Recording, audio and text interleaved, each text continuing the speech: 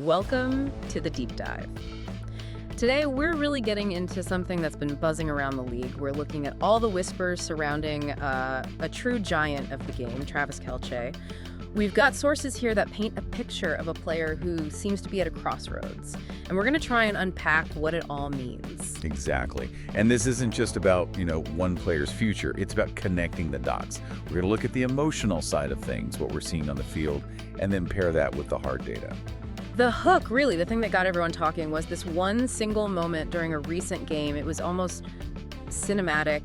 Kelce has this really reflective pause, and it just instantly fueled all these retirement rumors. Right, and the tension there is just incredible because he's having this emotional moment while he's still playing at a completely elite level. He isn't fading away. Not at all. He's thinking about leaving at the absolute peak of his game. Which is what makes this so fascinating for you, the listener, to follow. We're not just dealing in rumors. We're looking at the feeling of that moment, the actual stats, and what his absence would mean for the whole Chiefs dynasty. So, let's unpack this. What are the specific details driving this whole conversation, and what does his legacy look like right now as he's still playing? Let's do it. All right, so the story really kicks off on Christmas night, Arrowhead Stadium. The Chiefs are hosting the Denver Broncos. It is a tough game, a real gritty defensive battle. The Chiefs ended up losing 20-13. Yeah, the loss itself wasn't the main story. It was what happened during the player intros. That's the moment. Kelce was the last player to be introduced. And instead of just, sprinting out of the tunnel like he always does, our sources say he just stopped. Right. He paused, arms out wide, and just took it all in. The sound, the cheers, everything. It felt less like an entrance and more like he was having a moment with the crowd, like he was trying to memorize it. Yeah. And then his post-game quote pretty much confirmed that. He said, "You only get a few of those where you just get to stand there and appreciate 60 to 70,000 Chiefs fans screaming for you." He also added, "I always embrace that moment. Man, it's fun." The way he said it, though, felt different, wistful. Totally. When a player starts talking about the experience, the feeling of the crowd, instead of just the X's and O's of the game, that's when you start to wonder. It's why this whole retirement talk exploded. But then you have to look at his actual performance in that game. Which was, on paper, pretty modest.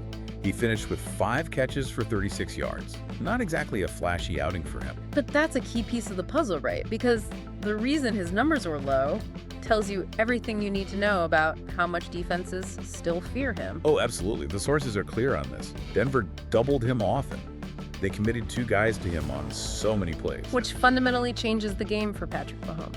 It does. I mean, Mahomes still threw for 245 yards and a touchdown, but that constant pressure on his number one guy, it definitely contributed to the offense looking a little stuck in the mud at times. So even on a quiet night, statistically, Kelce's presence was maybe the biggest factor in the game? Exactly. The gravity he has on the field is immense.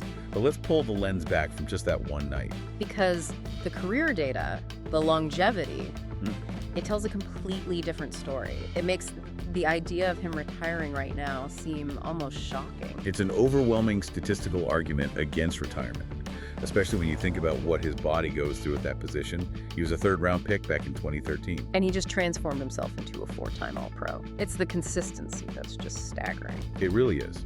And this brings us to a stat that is, frankly, just jaw-dropping. Big one from the source material. Yeah. Kelce has now joined Jerry Rice, The Jew as the only 2 players in the history of the NFL with 12 straight seasons of at least 800 receiving yards. Let's just sit with that for a second. 12 straight seasons for a tight end. I mean, it's insane. You have to understand, a tight end is basically in a car crash on every single play. He's blocking defensive ends. Then he has to have the stamina and skill to run these complex routes. Right. It's a hybrid role. The most physically demanding position on the field, arguably. And he's been doing it at that level for over a decade. That's not just talent. That's grit. That's precision. It's pure elite status. And it's not like he's slowing down this year either. Let's look at the current numbers. He's still their guy. He leads the team with 73 catches, 839 yards, and he's tied for the lead with 5 touchdowns. He's still the player every defense tries to shut down first. And Coach Andy Reid knows it. Our sources say Reid is pushing him for one last milestone this season. Yep. He wants Kelce to get 7 more catches in the finale. To hit 80 catches for the season. For the 10th straight season, which is just, that's a number that screams dominance. It doesn't scream decline. So it feels like the team leadership is saying, hey, finish this mission, leave nothing on the table, then we'll talk. Absolutely. Yeah, and you have to put his age into context. He's pushing 37. Which is ancient in NFL terms, especially for a tight end. Think about Gronk. Rob Gronkowski was this physical freak of nature, and his body forced him to retire at 29. Kelce is almost a decade older and still producing. And he came back from that hyperextended knee earlier this season. Bounced right back. It just speaks to a level of durability and commitment that you just don't see. It defies all the historical data for the position. So with all that physical toll, you have to think retirement is on his mind. Well, the sources did have a funny story about that. The Powerball joke. Yeah, the Powerball joke. He said the only time he seriously thought about it was when he saw how high the jackpot was. He joked that if he won, he wouldn't have to work another day. Classic Kelce. It's that mix of humor and intensity that makes him so compelling. It is. But that lightheartedness gives way to a pretty harsh tactical reality for the Chiefs. We need to zoom out and look at his role in the offense, especially with their struggles this year. He is, and the sources use this term, irreplaceable. He's the ultimate mismatch nightmare. If you dig into the West Coast offense that Andy Reid runs, it relies on timing, precision, short to intermediate passes. Kelce is the key to all of it. Too quick for linebackers, too big for safeties. Exactly. So when teams are forced to double team him, like Denver did, the whole rhythm of the offense it breaks down. It forces Mahomes into tougher throws. Which might explain some of the receiver drops we've heard about. It's all connected. Kelce is the leverage point. And that's critical because this offense, for the first time in a while, is looking mortal. Yeah, the numbers are down. The sources say they averaged 30 points a game in their Super Bowl years. This season, it's dipped to around 24. And that's due to a few things. A revamped O-line, those receiver drops, and just the reality that defenses are throwing everything they have at stopping Kelce and Mahomes. If he retires, that offensive floor could completely bottom out. But the story for the Chiefs this year isn't just about the offense struggling. No, not at all. The defense is full of, as the sources say, beasts.